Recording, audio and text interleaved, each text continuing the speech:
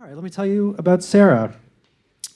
So, no, sorry, Sarah, fucked that up. We had to have one more fuck up tonight, right? Sarah is an actress, and you might know her from such auto trader commercials as the 2023 Auto Trader commercial that opened Wimbledon. Okay, awesome. She has 38 tattoos and counting, and once again, she's thrilled that unlike the TED conference, she does not have to cover them tonight, because we're cool like that. And Sarah was on the road to becoming a neurosurgeon at 18 years old before she switched careers. Maybe we'll hear a little bit about that tonight. Please join me in welcoming Sarah.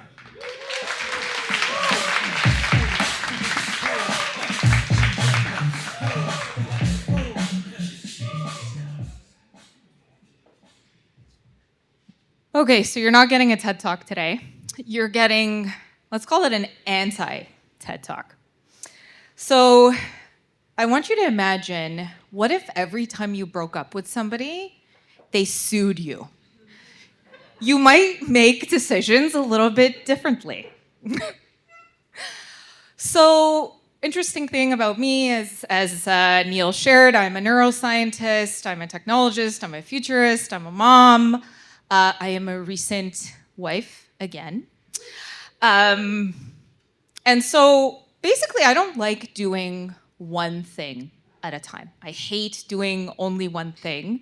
And strangely, that kind of applies to how I've approached relationships. And when I say that out loud, that makes it sound like I like to have a lot of relationships at once, which is not true. But as I've navigated life, my friends always thought, what is wrong with you? You keep getting into these awful relationships. You get into horrible career relationships and personal relationships. And either, Sarah, you're seeking out kind of toxic relationships or they're finding you, but you're a scientist and you're in tech. What's wrong with you? You should really have boring, calm relationships. And so that was never the case. So every 7 to 10 years, your cells totally regenerate. And it's kind of like this opportunity to become a new person. But what I've noticed in my life is every 7 to 10 years, my relationships completely implode. The proverbial shit hits the fan and everything kind of goes wrong. So for me, that was between 2012 and 2020. In 2012, I decided to leave a very unpleasant marriage. My son was not yet 2 years old. And then the person did not agree with my decision to leave said marriage. So that took 2 years to kind of finally get my divorce final. And then, lo and behold, I got sucked into a 5-year custody battle, which is not fun at all. And so these custody battles began and they kind of just dragged out. I ended up spending over $30,000 just trying to survive and get through this whole mess of what is the family court system here. So 2019 rolls around and finally, these very unpleasant custody battles end. I've made it to the C-suite. I'm super happy. I'm the chief compliance officer at a big consumer reporting agency. I signed a bunch of NDAs, so I won't tell you which one, but you can go creep my LinkedIn if you want to know. And the custody battles end, and I'm like, oh yes, finally I survived. And so enter beautiful 2020. And the job that I was in, I had this great title. I made a lot of money, but it was a toxic relationship. It was a really awful workplace. Chauvinism was rampant. I was the only woman in leadership, period. I remember my CEO would say to me, you know, like when you're talking to the chairman of the board, don't use really big words because you're gonna make him feel stupid. And like, you know, if you want a career here, Sarah, you just need to tone it down. I was like, what the fuck? No. So I said, fuck you. I'm leaving. I'm quitting. I am exiting. And so I had this bright idea. I had a company. I was going to finally incorporate my company. And so this was a breakup. It was really, really unpleasant. So this is kind of my beautiful personal timeline. So rewind a bit, 2013. I don't care if you know how old I am. I was 29 years old. I had an almost 3-year-old. I was trying to figure out how to claw my way up the corporate ladder. I was trying to fight and get through the legal system. The person that I divorced would threaten me, would call my work, would sometimes show up at my work, and so I was really terrified, like 95% of the time. And I would carry around this terror with me, but I wanted to insulate my son from it. And I'm the kind of boss that I really wanted to insulate my employees from it and everything that I was kind of going through. And so work became this beautiful escape for me. I was like, yes, I'm going to escape into work. Work is the solution for all my personal problems. This is my career timeline. And so I've always been the kind of person that I make a lot of lists. I'm a list maker. I like making my lists. I'm super happy when I check things off and I'm like, yes, I'm moving forward. But it was always a bit anticlimactic. So I would achieve something, whatever it would be, and I would say, okay, this is not really giving me any joy. So very early on in my career, I landed my first corporate job. It was before I even finished my thesis work. I'm like, yes, I've achieved something. I kind of always correlated my personal value and my value as a person in a relationship to my career value. And that, at the time, is something that continued for a very, very long period in my life. 2015, I said, I want to become a vice president before I'm 30. Okay, I'm going to do that. And then 2020, obviously, I broke up with my employers. And they sued me. And so I'm like, yes, I'm going to incorporate my company. I have these great business partners in the US. I'm working with different governors. Oh, things are great. And the person that I reported to the CEO. Over the 5 years I was at the company, he kind of became like a father figure. He was a mentor. I trusted him. We had a really great relationship. So choosing to leave that company, there was a lot of emotions and feelings tied up in that. And then when they decided to sue me, I felt really, really betrayed. And so I quit. A bunch of big Fortune 100 clients said, she's leaving, we're leaving too.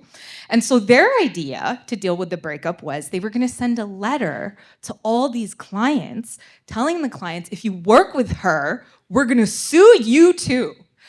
And that didn't really work out well. So all my clients emailed me and they said, we are not working with these people, they're bullies. That made my former employers even angrier. And so they increased the amount of the lawsuit. It was a $3.5 million lawsuit. And so they started out in Canada, and then that wasn't enough. And they're like, you know what? We're going to claim that she lived in the United States, even though that was not the case. And when they made this claim, as you can imagine, it's a lot easier to sue people in the US than it is in Canada. So that was kind of their big idea. So as I was going through all of this, I did not think that I was going to I didn't think that I was going to meet my future husband. Little did I know.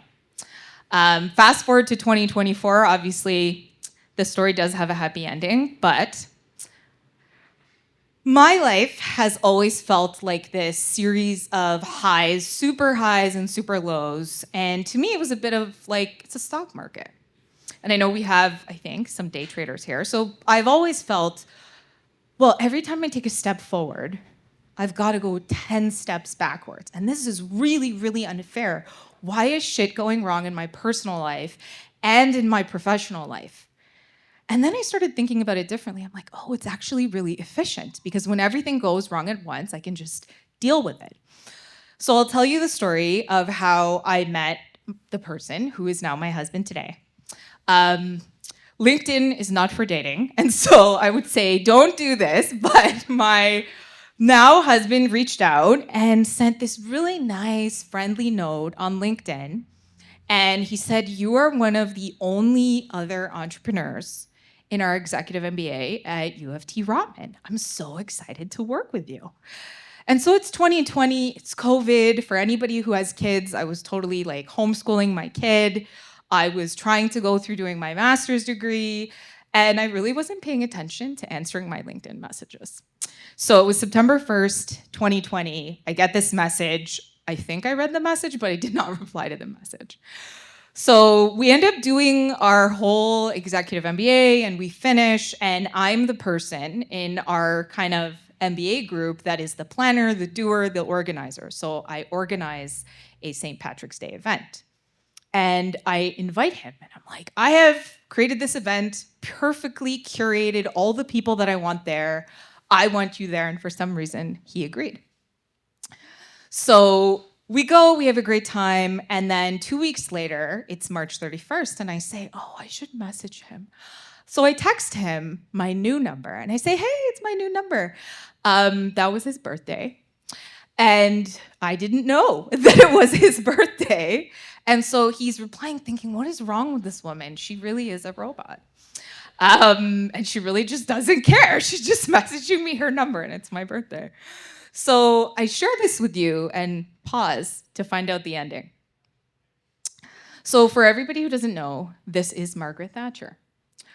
What did I do as I was going through lawsuit and personal loss and stress? What did I do to deal with my mental health and kind of cope with health and wellness? I didn't do anything. I did not prioritize it at all. I was sleeping maybe 2 to 3 hours a night. I would get up at 3 a.m. I would talk to clients in Dubai. Then I would say, oh, I don't need to sleep. I'm just going to stay awake until it's certain time in LA. And so didn't sleep. I got really sick. My doctor called me and said, hey, I know you beat cancer in 2011. Good for you. I think it's come back. And so this was in the middle of fighting these lawsuits and stressing out. And really, I had this armor that I'd created around me. And so I became a bit of an iron lady. That was my strategy. I'm just not going to have feelings. That's what I'm going to do.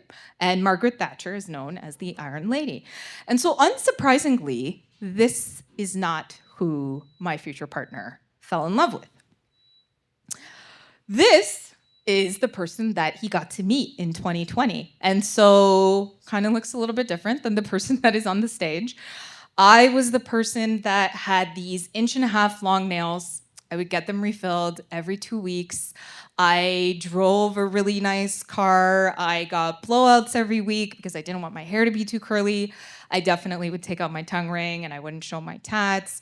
And it was this image that I'd made up in my head because I was trying to control all of the other terrible things that were happening in my life. And so this is who he met, this image that I had created to protect myself. Smooth, sleek, I'm perfect, I have everything under control, I don't need you, I don't need anybody. Navigating relationships, from my perspective, this is what I've learned, it's really about how much of your ugliness and your weirdness and your messiness that you're willing to show the other person, because perfection is an illusion. Nobody is perfect, not in life, not in work, not in relationships.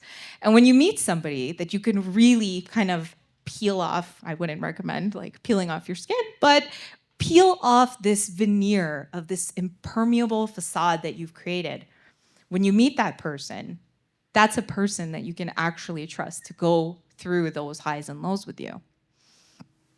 This person is much closer to who my current partner met. So I was a single divorced mom when he met me. I had full custody of my son. I wasn't raising my son with anybody. It was just me. I had spent about $150,000 on defending myself against these lawsuits in 2 countries. Obviously, on my beautiful U of T MBA, I spent more than 100 grand. So I had a lot of debt when he met me. I wasn't perfect. This armor that I'd created was totally dented. I was a bit of a mess. I did not feel like my best self. I felt like my absolute worst self. And believe it or not, that person, that messy, chaotic person, is the person that he ended up falling in love with, or so he tells me. And so this is a nice kind of Yoda moment, but what I would say is this. Life is kind of like this roller coaster. I think we've heard this analogy before. But love is supposed to be like a seatbelt.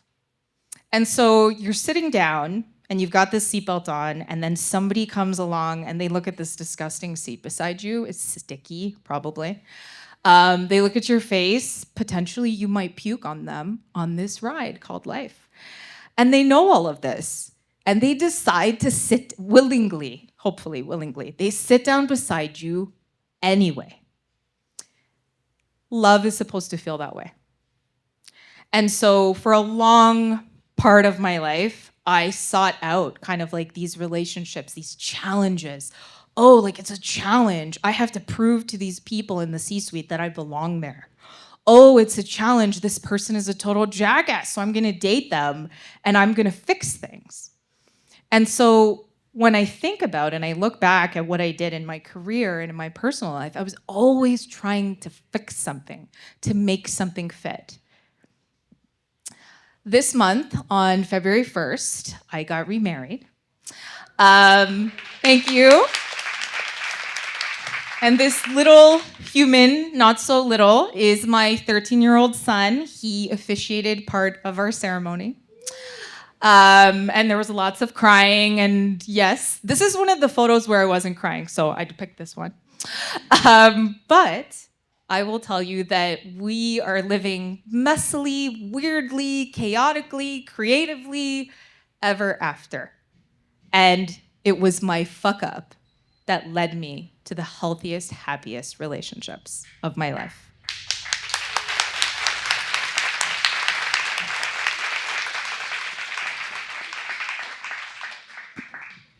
Your son sounds like he might be an MC in the making.